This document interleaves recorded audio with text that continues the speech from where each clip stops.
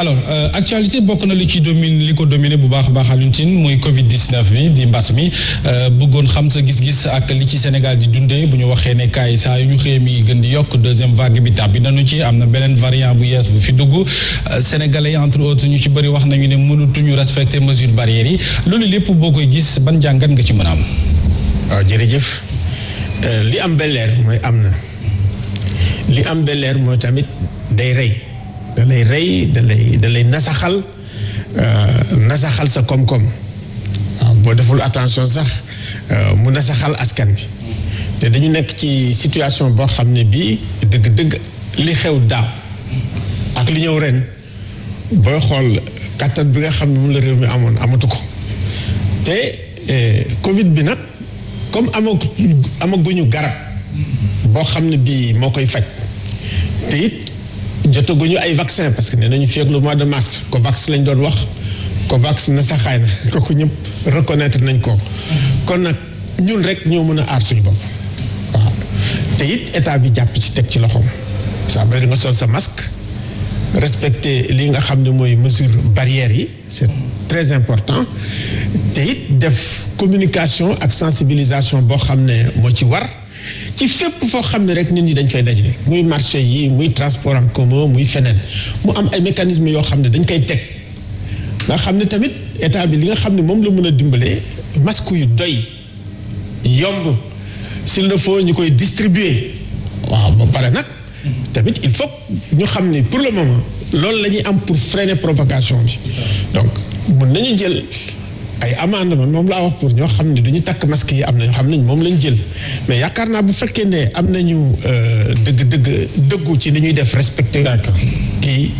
man am naa yaakaar ne pour le moment en attendant ñu am vaccination yi loolu moo koy faj dafa nekk nag Covid 19 muy feebar ak jàngoro boo xam ne kenn mënu la wax lu ci leer ci lu koy faj kenn mënu la wax li ci leer ci nan lañ koy tënkee même vaccination yi sax ay waxtaan ak ay polémique yu metti aw na ay juyoo am na ci kon nag dañu nekk ci période boo xam ne ay période d'incertitude la maintenant période d'incertitude gouverner ci yombul day metti benn ñaar ñiy gouverner maanaam gouvernants yi ak ñi nga xam ne la ñuy gouverner il faut ñuy am ay waxtaan il faut ñuy am ay déggoo il faut ñu am réciproquement tolérance. Tout à fait. Parce que du prison rek moo koy faj. du ay dóore rek moo koy faj. Absolument. Et gis naa ni dégg naa ni kii di ministre de l'intérieur nee na day sensibiliser. moo gën aussi répression bi. Tout à fait. Je pense que ligne boobu mooy ligne boo xam. moo gën dinañ ko gën a yaatal mais en même temps. ñun ñi nga xam ne ñooy citoyen foog ñu comprendre ne ci ay périodes yu difficile lañ. absolument absolument. te ñu am responsabilité boo xam ne ñun ñooy aar suñu bopp. loolu am na solo loolu. tout à fait dinañ ko gën a yaatal dañuy bàyyi Fatou Abdou Ndiaye mu tàbbeeg yow ci waxtaan bi ginnaaw ba ñu la nuyoo. xëy naa la Mouhamed di nuyu bu baax Ndeye Dimet nuyu également monsieur Tine am mbégte dalal ko ci plateau bi ñu ngi koy wax ay mesures yoo xam ne gouvernement yi ñoo koy jël bokk na ci benn bi di couvre-feu boo xam ne jëloon nañu ko 12 jours jëlaat 8 jours demaat ci état d'urgence boo xam ne dem na ci 30 jours yoo xam ne dañu ko war a renouveler une fois muy loo xam ne dañu ko voté ci assemblée nationale ñeeri état d'urgence ak état de siège ban lecture nga am ci loolu nga xam ne moom la ñu fi teg ngir bokk ci lenn luy xeex mbas mi. xam nga man ci àq ak yelleefu doomu aadama laay dox ñun àq ak yelleefu doomu aadama boo waxee ay mesures ak ay décisions yoo xam ne c'est des décisions d'exception wala ngay invoquer ay lois d'exception day ne loo xam ne lii war nañ koo waxtaane bu baax. waaw war nañ ko waxtaane bu baax man fi ñuy wax par exemple ay loi sur l'état d'urgence ak le couvre-feu concernant la pandémie ñun dañu doon wax ne bu fekkoon ne mun nañ am un code de la santé comme ni ñu amee un code de la famille mu ëmb loolu yépp waaw malgré tout tam man damay wax tuuti toujours que dëgg gi ci période bi ñu nekk nii lu jafee tranché la moo tax état bi di déglu société civile di déglu ñuy wax parce que quand même lu mel ni rajo dañ ci liggéey bu baax génne ci benn rapport bu am solo préconiser ci aussi ay mesures yoo xam ne ay mesures yu concrètes la je pense que même code de la santé boobu ci la nekk ñi nga am code de la santé ñi daan wax une loi sanitaire yëpp benn la bu spécifique bu yaatu boo xam ne lépp lay ëmb ci biir voilà mais malgré tout du ma xoolee quand même ci àdduna bi dafa mel ni nit ñi naka laa koy waxati en désespoir de cause ñu ngi reconfiné surtout que nag bu ñu nee quand même am na benn variante bu ñëw boo xam ni moo gën a gaaw mën a gaaw a rey te quand même lañ xool ne dëgg ci taay ñu ngi gis ay dee yoo xam ni daf ñuy jaaxal kon nag il faut quelle que soit conviction boo xam ne am nga ko nga am tendance comprendre li état bi war a wax état bi am tendance comprendre lan la kii bi di xaar parce que am na ñoo xam ne sonn nañ ci lool man damay liggéey ak artistes yi léegi dañuy ñëw di jooy métti na lool boo demee ci sportif yi métti na lool boo demee tey ci jaaykati dibi yi xam kenn du leen xalaat ak jaaykati fondé yi ci guddi parce que dañu ubbi guddi métti na lool le secteur informel mais bu ñu gisee ne loi bi assemblée nationale lañu ko voté ñu bari nag ci kujje politique yi xaw ci réticente ci li nga xam ne mooy opposition bi ci loi bi ndax li ñu ragal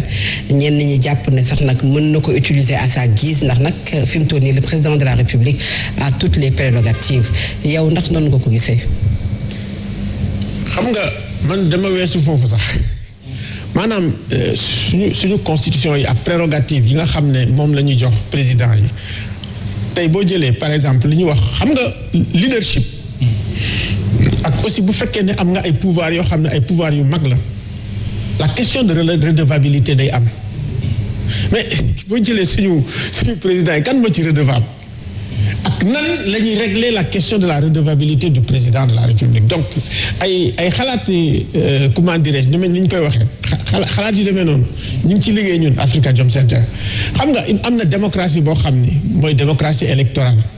mais am na démocratie boo xam ni c'est la démocratie de l'exercice du pouvoir boobu nag li nga xam ne mooy gëstu ba sori ci defaguñ ko te pour def ko il faut que nga def par exemple l'exercice du pouvoir di entre les années 90 mun naa ni à peu près ba 2005-2010 amoon nañ ay mécanismes yoo xam ne ñu ngi doon góorgóorlu léegi yëpp na sax d'accord boo jëlee aussi institutions régionales yi nga xam ne bu njëkk ba temps bi Abdou Diouf ne woon francophonie mais bu amul la xaw Guinée day def communiqué de presse léegi dëggati nga ko Union africaine du temps de Alpha Oumar Konaré dañ daan def communiqué de presse léeg-léeg ñu envoyé ay délégation déggati nga ko kii di CEDEAO temps yi nga xam ne foofu la Mohamed Ibn Amr Chambaz nekkee mais da daan am ay problème léeg-léeg sax su gisul ma ne yow fan nga ne léegi ñooñu ñëpp mënatuñ ko Union européenne dañu daan def ay communiqué waaw mais loolu yëpp gisatoo ko ça veut dire que ci temps yi mbas mi ñu ne xam nga tamit ay temps de crise ay temps de restriction démocratique la boo gisee restriction démocratique yi mi ngi ñëw à partir de ce qu'on appelle comment dirais-je les attaques là du World Trade Center 2001 paradigme bu ci la paradigme sécuritaire bi ñëw guerre yi Irak yeeg 2004 ak 2009 nga gis kii bi tar du mu tuddati terrorisme bi tar loi terroriste yi tax encore ñii nga xam ne ay chef d'état yu opportuniste lañ pour profiter ci pour noppiloo opposition yi. d'accord waaw d'accord. ma yokk ci rek. benn léegi nag dañu nekk ci temps pandémie bi. pandémie tam dafay nekk une accélération de l'histoire une régression démocratique. absolument. donc il faut ñu xalaat yooyu yëpp xool nan lañ ci génne. parce que aussi génn ci ak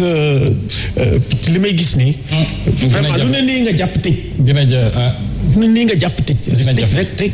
non réglewul problème dañu war a sax éviter. ci temps pandémie bi di dugal ñun ñi. quand même surtout ça. waaw jërëjëf dinañ ko gën a yaatal ñu le temps que ñu bàyyi Ndeye Dimet Ndaw moom itam mu tàbbi ci waxtaan bi ginnaaw bu ñu ko nuyu waaw. maa lay nuyu Mouhamed di nuyu Fatou Abdou. merci am mbégte lool dara laa def fii suñu plateau. tey dugg nañu ci 3e régime. mais véritablement est-ce que am na changement bu concret ak li fi nekkoon muy loi d'habilitation bi bu ñu gisee li xew ci quartier yi nga xam ne nit yi duñu takk masque yi nit ñi ñi ngi dem ci dëj yi ñi ngi dem ci ngénte yi arrêté bi nga xamante ne ni génn nañ ko tamit daanaka respecté wuñu ko. waaw kooku am na moitié responsabilité état moitié responsabilité citoyen yi man mi li ngay wax dama ko ba ci teg sama bët dimanche ma génn gis gars yi ne ci ngénte yi amul masque amul dara. je pense que état bi war na def effort pour surveiller loolu surveiller li ne ci marché yi te du état bi rek moo ko war a def ça veut dire que war nañu benn am une espèce d'organisation boo xam ne mécanisme yi day nekk par cercle concentrique. li nga xam ni état bi moo ko def li nga xam ne mooy collectivité locale yi déggatuñu leen sax xam nga amoon na temps sax ñu mel ni ñoom maire yu mel ni maire Mermoz bi bon moom moo ci gënoon a fës Barthélémy Diaz distribuer ay masques distribuer ay nourriture léegi ñoom dafa mel ni fay lañ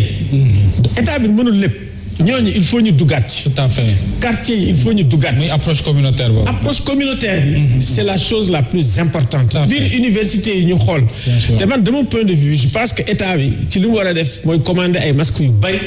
ci béréb yu mel noonu ñu seet nan lañ koy distribuer. parce que loolu c'est important. et puis bon fi mu ne nii daal ñun ñoo mën a faj suñu bopp. c'est-à-dire à titre individuel. d'accord et collectif ñoo mën a faj suñu bopp. alors bu ñu gisee tamit li nga xamante ni xew na ci couvre-feu yi mën nañ ci jàpp sax kaaw Aminata Lo mu mel ni dafa am incompréhension wala.